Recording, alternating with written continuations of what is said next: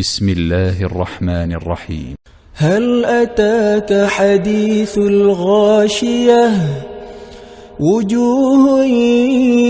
يومئذ خاشعة عاملة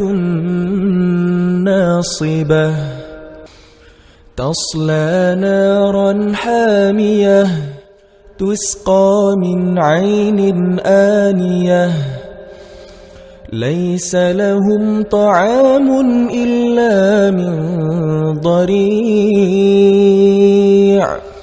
لا يسمن ولا يغني من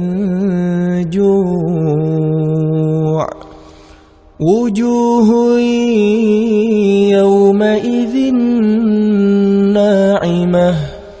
لسعيها راضية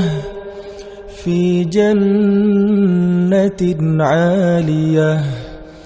لا تسمع فيها لاغية فيها عين جارية فيها سرر مرفوعة وأكواب موضوعة ونمارق مصفوفة وزرابي مبثوثة أفلا ينظرون إلى الإبل كيف خلقت وإلى السماء كيف رفعت وإلى الجبال كيف نصبت وإلى الأرض كيف سطحت فذكر إنما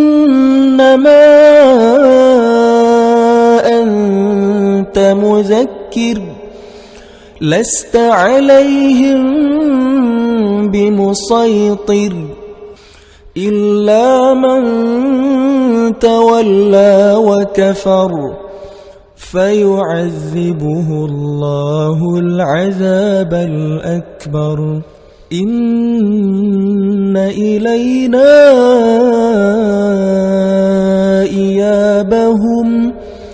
ثم إن علينا حسابهم